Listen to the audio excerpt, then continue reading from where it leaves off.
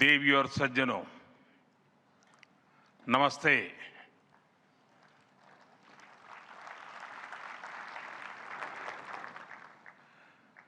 दुनिया की सबसे बड़ी और ऐतिहासिक एआई इम्पैक्ट समिट में आप सभी का हार्दिक अभिनंदन है। ये समिट जिस भारत में हो रही है वो भारत 1/6 ऑफ ह्यूमैनिटी को रिप्रेजेंट करता है। भारत दुनिया की सबसे बड़ी युवा आबादी का देश है, सबसे बड़े टेक टैलेंट पूल का केंद्र है, सबसे बड़े टेक एनेबल्ड इकोसिस्टम का उदाहरण है। भारत नई टेक्नोलॉजी बनाता भी है और उसे अभूतपूर्व तेजी से अपनाता भी है। नई टेक्नोलॉजी के प्रति उत्सुक 140 करोड़ भारतीयों की ओर से मैं आप सभी heads of governments, global AI ecosystem के लीडर्स और इनोवेटर्स का इस समिट में स्वागत करता हूं, आपका आभार व्यक्त करता हूं। इस समिट का भारत में होना भारत के साथ ही पूरे ग्लोबल साउथ के लिए गर्व का विषय है। इस समिट में एआई जगत के हुज हू यहां पर मौजूद है।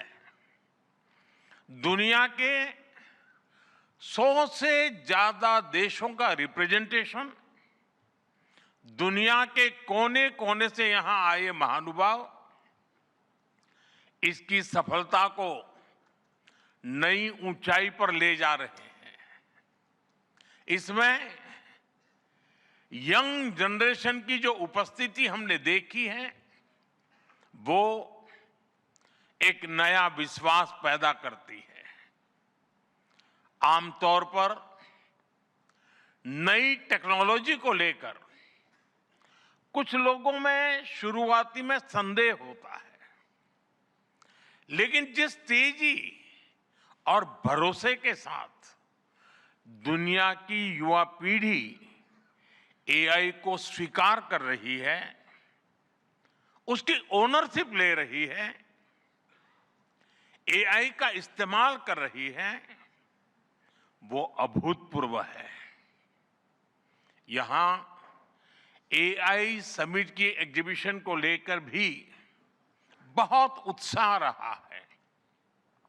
खासकर यंग टैलेंट बहुत बड़ी संख्या में आया है।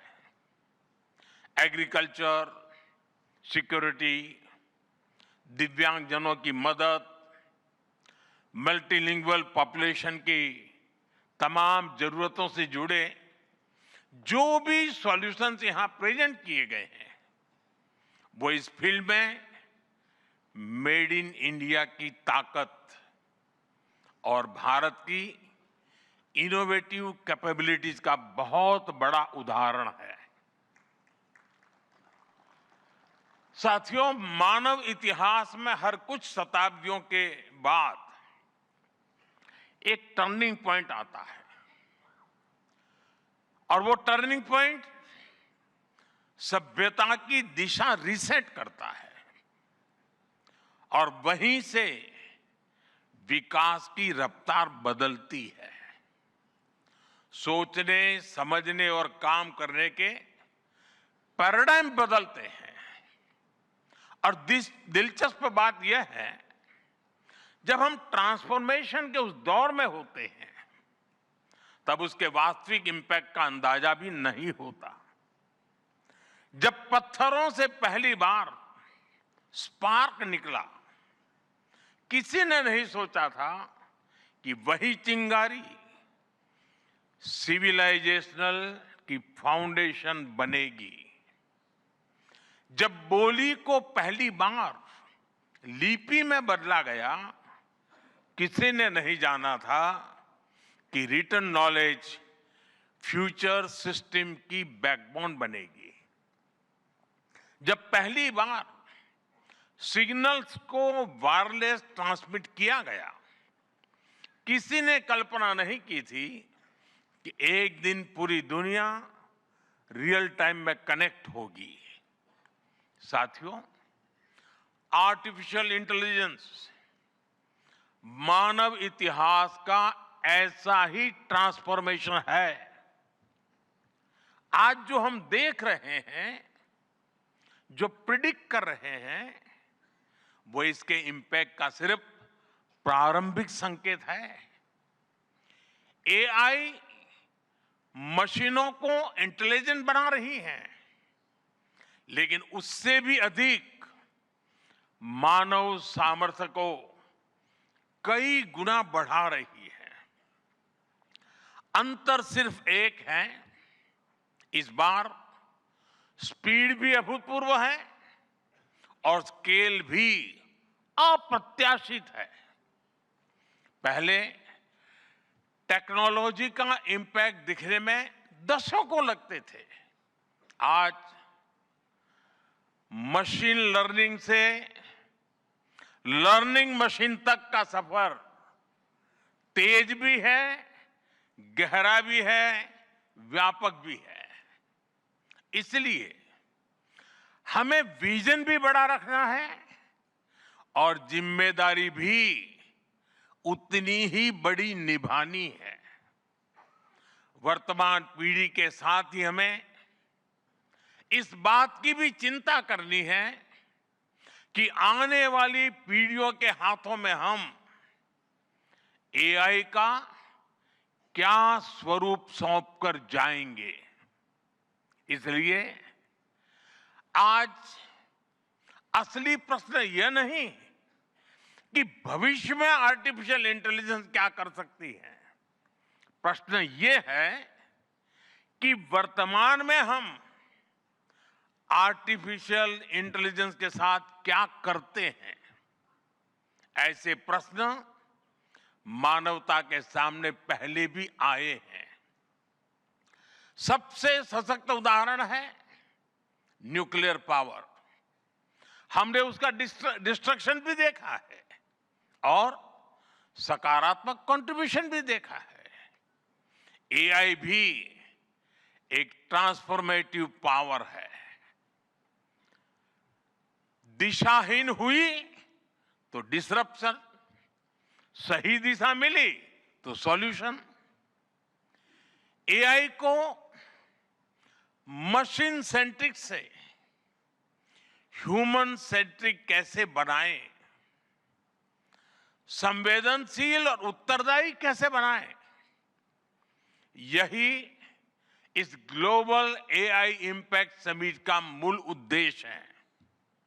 साथियों, भारत एआई को किस दृष्टि से देखता है, उसका स्पष्ट प्रतिबिंब इस समिट की थीम में है।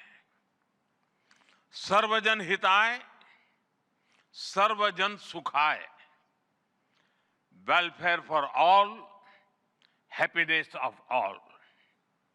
यही हमारा बेंचमार्क है।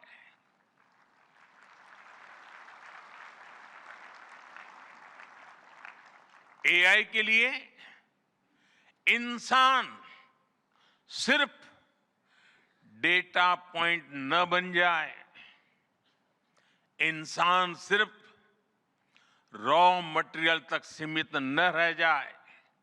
इसलिए एआई को डेमोक्रेटाइज करना होगा, इसे इंक्लूजन और एम्पावरमेंट का माध्यम बनाना होगा और विशेष रूप से ग्लोबल साउथ में। साथियों, हमें एआई को ओपन स्काई भी देना है और कमांड भी अपने हाथ में रखना है। जैसे जीपीएस होता है, जीपीएस हमें रास्ता सुझाता है, लेकिन हमें किस डायरेक्शन में जाना है इसकी फाइनल कॉल हमारी ही होती है। आज हम एआई को जिस दिशा में लेकर जाएंगे वैसा ही हमारा भविष्य तय होगा। साथियों, आज new Delhi AI impact summit में मैं एआई के लिए MANAV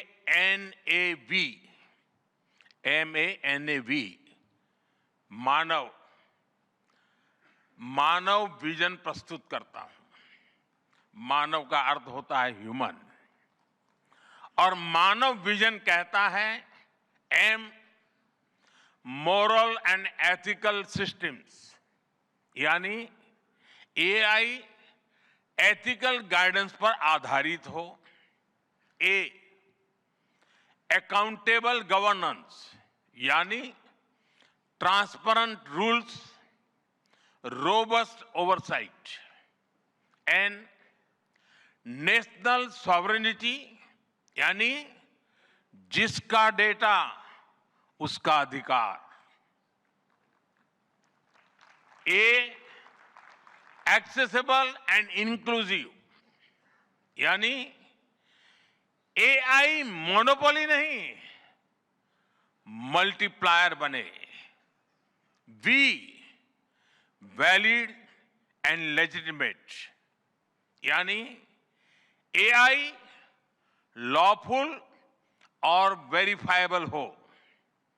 भारत का ये मानव विजन 21वीं सदी की एआई आधारित दुनिया में मानवता के कल्याण की अहम कड़ी बनेगा। साथियों, दशकों पहले जब इंटरनेट की शुरुआत हुई तो कोई सोच भी नहीं पाता था कि इससे कितनी जॉब्स बनेगी। यही बात एआई में है। आज कल्पना करना मुश्किल है कि आने वाले समय इस फील्ड में किस तरह की जॉब पैदा होगी। एआई का future of work pre defined नहीं है। ये हमारे निर्णय पर, हमारे कोर्स ऑफ एक्शन पर निर्भर होगा। मैं समझता हूं हमारे लिए फ्यूचर ऑफ वर्क एक नई अपॉर्चुनिटी है। ये ह्यूमंस और इंटेलिजेंट सिस्टम्स के साथ मिलकर काम करने का युग है। We are entering an era where humans and intelligent systems co-create, co-work and co-evolve। AI हमारे काम को और अधिक स्मार्ट, एफिशिएंट और इंपैक्टफुल बनाएगा। हम बेहतर डिजाइन करेंगे, तेज बिल्ड करेंगे और बेहतर डिसीजन ले सकेंगे। इससे और ज्यादा लोगों को हायर वैल्यू, क्रिएटिव और मीनिंगफुल रोल्स भी मिलेंगे। ये इनोवेशन, एंटरप्रेन्योरशिप और न्यू इंडस्ट्रीज के लिए बड़ा मौका है। इसलिए हमें स्किलिंग, रीस्किलिंग और लाइफ लॉन्ग लर्निंग को मास मूवमेंट बनाना होगा।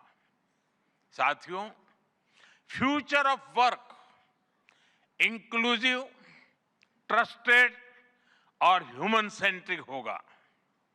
अगर हम मिलकर आगे बढ़ें तो आर्टिफिशियल इंटेलिजेंस पूरी मानवता की क्षमता को नई ऊंचाइयों तक ले जाएगी।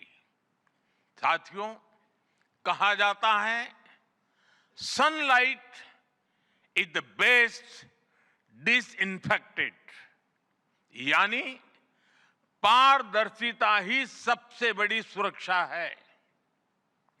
कुछ देश और कंपनियां मानती है कि एआई एक स्ट्रैटेजिक एसेट है, इसलिए इसे कॉन्फिडेंशियल तरीके से डेवलप किया जाना चाहिए। लेकिन भारत की सोच अलग है। हम मानते हैं कि एआई जैसी तकनीक तभी दुनिया के लिए लाभकारी होगी जब उसे शेयर किया जाएगा, जब कोड ओपन होंगे और शेयर किए जाएंगे, तभी हमारे मिलियंस ऑफ यंग माइंड्स उन्हें बेहतर और सुरक्षित बना पाएंगे। इसलिए आइए हम ये संकल्प लें कि एआई को ग्लोबल कॉमन गुड के रूप में विकसित किया जाएगा। साथियों, आज की एक बहुत बड़ी आवश्यकता ग्लोबल स्टैंडर्ड्स बनाने की भी है। डीप फेक्स और फैब्रिकेटेड कंटेंट ओपन सोसाइटीज में अस्थिरता ला रहे हैं। फिजिकल वर्ल्ड में हम फूड पर न्यूट्रिशन लेबल देखते हैं ताकि हमें पता हो कि हम क्या खा रहे हैं। ठीक उसी तरह डिजिटल वर्ल्ड में कंटेंट पर भी ऑथेंटिसिटी लेवल्स होने चाहिए ताकि लोगों को पता हो कि क्या असली है और क्या एआई से बनाया गया है। जैसे जैसे एआई ज्यादा टेक्स्ट, इमेजेस और वीडियोज बना रहा है, वैसे वैसे इंडस्ट्री में वाटरमार्किंग और क्लियर सोर्स स्टैंडर्ड्स की जरूरत बढ़ती जा रही है। इसलिए ये जरूरी है कि ये विश्वास टेक्नोलॉजी में शुरू से बिल्ट इन हो। साथियों, हमें चिल्ड्रन सेफ्टी के प्रति और अधिक सजग होना होगा। जैसे स्कूल का सिलेबस क्यूरेटेड होता है, वैसे ही एआई स्पेस भी चाइल्ड सेफ और फैमिली गाइडेड होना चाहिए। फ्रेंड्स, आज दुनिया में दो तरह के लोग हैं। एक, जिन्हें एआई में भय दिखता है,